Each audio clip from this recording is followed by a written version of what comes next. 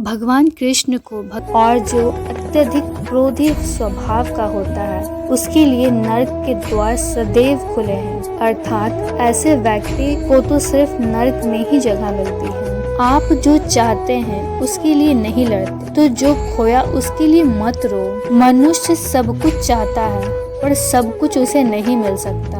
आपको जो नहीं मिला उसके लिए पश्चाताप मत करो, और जो आपसे खो गया, जो आपसे अलग हो गया, उसके लिए निराश भी मत हो। ठंड या गर्मी, सुख या दर्द का अनुभव करें। ये अनुभव क्षण भंगुर है, वे आते हैं और जाते हैं, इन्हें धैर्य पूर्वक सहन करें। समय एक सा नहीं रहता, आज दुख है तो कल सुख भी आएंगे और सुख के बाद दुख भी आना स्वाभाविक है। आपको पूरे धैर्य और श्री कृष्ण पर विश्वास के साथ अपना जीवन निर्वाह करना चाहिए। सत्य कभी नष्ट नहीं हो सकता, अच्छा करने से नहीं डरना चाहिए। लोग अक्सर सच कहने से बचते हैं या डरते हैं, पर सत्य कभी छुप नहीं सकता और ना ही कभी मिट सकता है। कितना भी छुपा ले पर सच तो उजागर हो ही जाएगा। इसलिए जो बात सच पर आधारित हो उसे करने या कहने या मानने से कभी नहीं डरना चाहिए। इस शरीर का मोह मत रखो, यह तो माटी है, माटी में मिल जाएगा।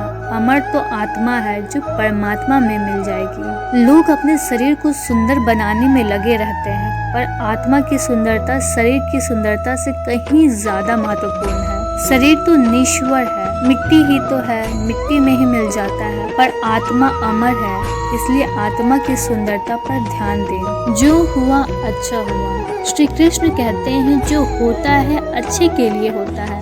कभी कभी विपरीत परिस्थिति हमारे वर्तमान स्थिति को अच्छा करने के लिए आती है। मन चंचल है, इसे संयमित करना कठिन है, लेकिन यह अभ्यास से वश में हो जाता है। श्री कृष्ण कहते हैं कि मन चंचल होता है, यहाँ इधर उधर भटकता है और किसी भी कार्य की एकाग्रता का दुश्मन है।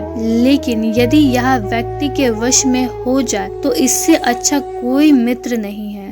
मन को एकाग्र करना जरूरी है, बस थोड़े से प्रयास और अभ्यास की जरूरत है। मैं हमेशा तुम्हारे साथ और तुम्हारे आसपास रहता हूँ, चाहे तुम कुछ भी कर रहे हो। श्री कृष्ण कहते हैं कि जब भी आप कोई बुरा कार्य करते हो या अच्छा कार्य करते हो, आपको लगता है कि कोई देख नहीं रहा, तो यहाँ श्री कृष्ण कहते हैं कि तुम जो भी कर रहे हो, मेरी दृष्टि सदैव तुम पर है। इसलिए आप यहाँ मत समझे कि आप अकेले हैं, आपके साथ श्री कृष्ण सदैव हैं। आप वही हैं जिसमें आप विश्वास करते हैं। आप वह बन जाते हैं जो आप मानते हैं कि आप बन सकते हैं। हमारी सफलता और असफलता इस बात पर निर्भर करती है कि हम खुद पर कितना विश्वास करते हैं। व्यक्ति जो चाहे बन सकता है यदि पूरे विश्वास के साथ अपने लक्ष्य पर लगातार चलता रहे। जिस इंसान के चारों तरफ नकारात्मक लोग रहते हैं, उस इंसान का मंजिल से भटक जाना तय है।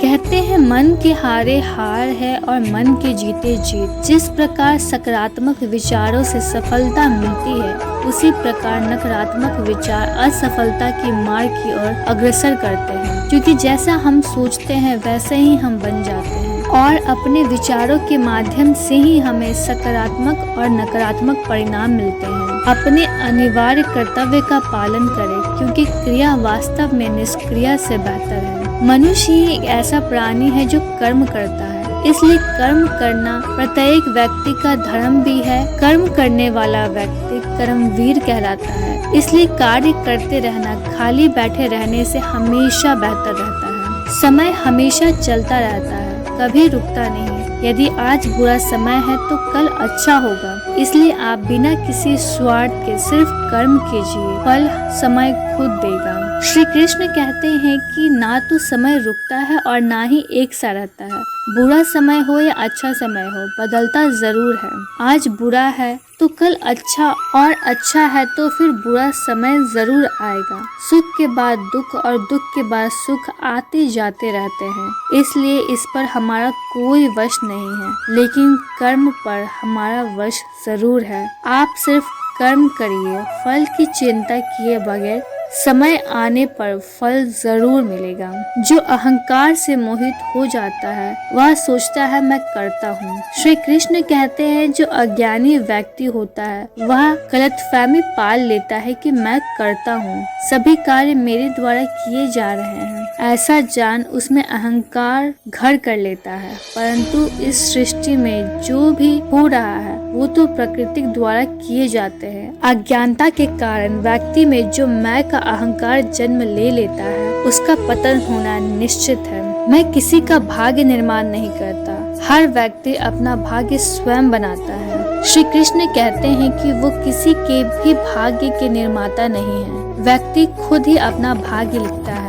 आप जैसा बीज बोएंगे आप वैसे ही फसल काटेंगे, आप जैसा कर्म करेंगे आपको वैसे ही परिणाम मिलेंगे।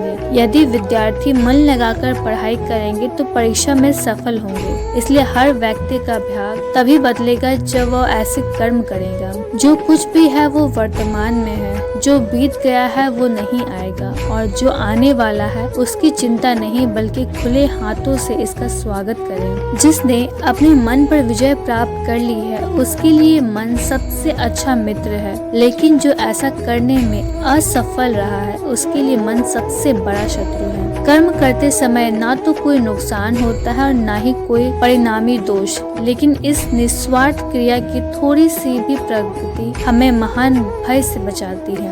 कर्मवीर मनुष्य ही अपनी पहचान बनाते हैं, जो कर्म नहीं करते वो विलुप्त हो जाते हैं। कोई भी मनुष्य पूर्ण नहीं है, किसी न किसी में कोई ना कोई कमी होती है, हर किसी में कोई ना कोई अच्छाई होती है, लेकिन आपकी तुलना किसी से मत करो बल्कि पूर्ण निष्ठा के साथ अपना कर्म करो। हर किसी का जन्म किसी न किसी कारण से होता है, इसे पहचानो और बस कर्म करो।